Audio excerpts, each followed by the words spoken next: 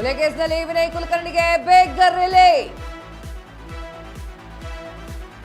ವಿನಯ್ ಕುಲಕರ್ಣಿ ಶಾಸಕ ಸ್ಥಾನಕ್ಕೂ ಮತ್ತೆ ಜೀವ.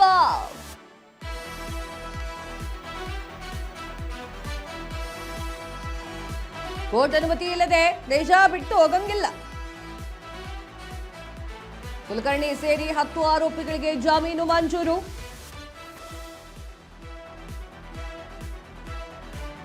ಚನ್ನಕೇಶವ ಟಿಂಗರಿಂಗೂ ಕೂಡ ಜಾಮೀನು ಮಂಜೂರು. ಇದೇ ಬಿಡುಗಡೆ ಮಾಡುವಂತೆ ಹೈಕೋರ್ಟ್ ಆದೇಶ. ನ್ಯಾಯಮೂರ್ತಿ ಮೊಹಮ್ಮದ್ ನವಾಜ್ ಬಸವರಾಜ್ ಅವರಿದ್ದಂತಹ ಪೀಠದ ತೀರ್ಪು.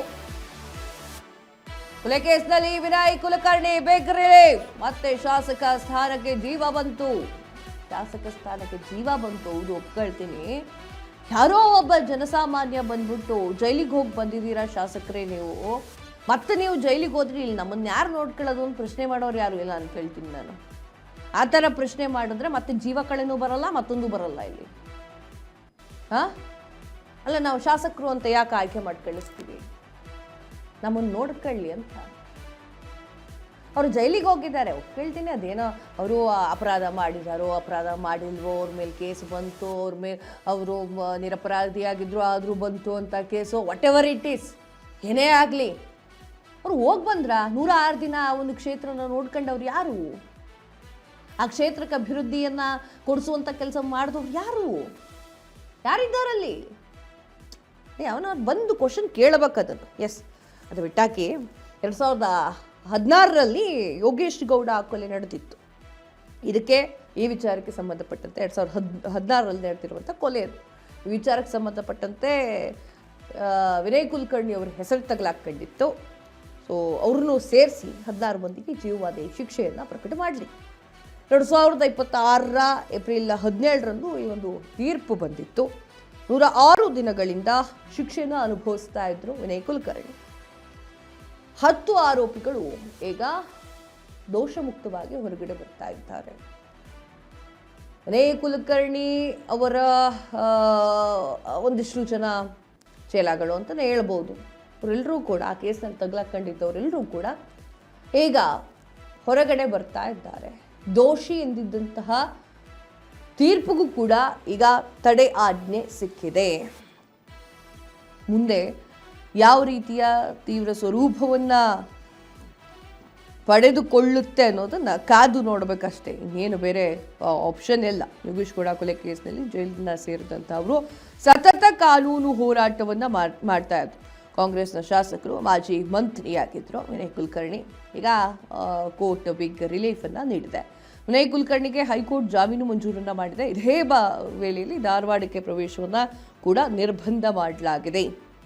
ದೇಶ ವಿದೇಶಗಳಿಗೆ ಹೋಗಬಾರ್ದು, ನಮ್ಮ ದೇಶದಲ್ಲೇ ಇರಬೇಕು ಅವರು, ಇಟ್ ಎನಿ ಕಾಸ್ಟ್. ಬೇರೆ ದೇಶಗಳಿಗೆ ಹೋಗೋ ಆಗಿಲ್ಲ. ಒಂದಿಷ್ಟು ಷರತ್ತು ಬಂದಾಗ ಜಾಮೀನು ಅಂತ ಕರಿತೀವಿ. ಷರತ್ತುಗಳಿರ್ತಾವೆ ಅದಕ್ಕೆ. ಅಲ್ಲಿ ಹೋಗೋ ಆಗಿಲ್ಲ, ಧಾರವಾಡ ಕಡೆ ಹೋಗೋ ಆಗಿಲ್ಲ, ದೇಶ ಬಿಟ್ಟು ಹೋಗೋ ಆಗಿಲ್ಲ,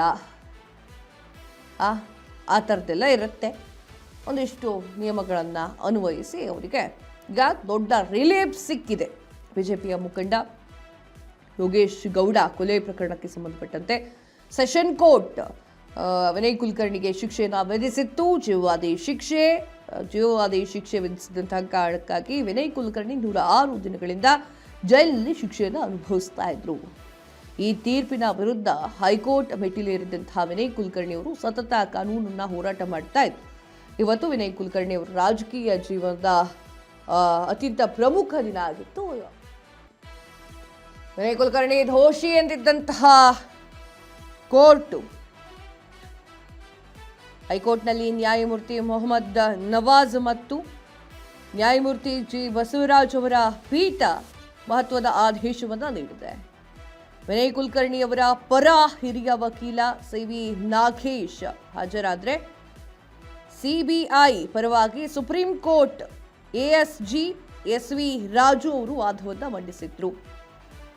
ಇನ್ನು ಸಿಬಿಐ ವಕೀಲರು ವಿನಯ್ ಕುಲಕರ್ಣಿಗೆ ಶಿಕ್ಷೆ ಅಮಾನತು ಮಾಡುವಂತೆ ಹೇಳಿದರು.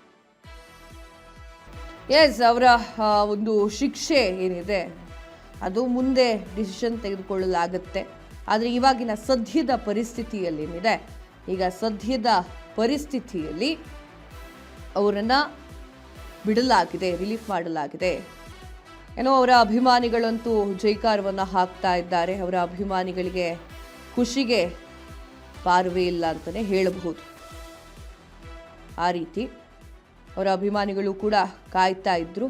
ಆದರೆ ಅವರಿಗೆ ಈಗ ಖುಷಿಯಾಗಿದೆ.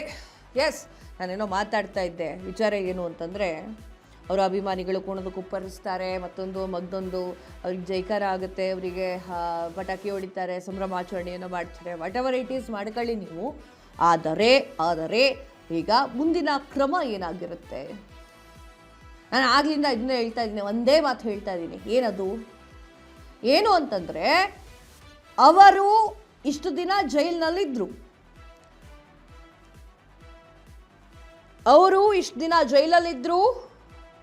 ತದಾದ ನಂತರ ಅವರು ಹೊರಗಡೆ ಬರ್ತಾರೆ, ಅವರು ಪಟಾಕಿ ಹೊಡಿತಾರೆ, ಸಂಭ್ರಮಾಚರಣೆ ಪಡ್ತಾರೆ. ಬಟ್ ಜೈಲಿಗೆ ಹೋಗಿರುವಂತಷ್ಟು ದಿನ ಅವರ ಜಿಲ್ಲೆಯನ್ನು ನೋಡ್ಕೊಂಡವ್ರು ಯಾರು? ಹಿಂಗೆ ಮಾಡ್ತಾ ಹೋದ್ರೆ ಕೇಸ್ಗಳು ಹೋಗ್ತಾ ಇರುತ್ತೆ ಮುಂದೆ. ಒಂದ್ಸಲ ಜೈಲಿಗೆ ಹೋಗ್ಬೇಕಾಗತ್ತೆ, ಒಂದ್ಸಲ ಹೊರಗಡೆ ಇರ್ಬೇಕಾಗತ್ತೆ. ಇಲ್ಲಿ ಜನ ಸಾಮಾನ್ಯರು ಏನು ಮಾಡಬೇಕು? ಪ್ರಜೆಗಳ್ರಿ ಏನ್ರಿ ಮಾಡಬೇಕು?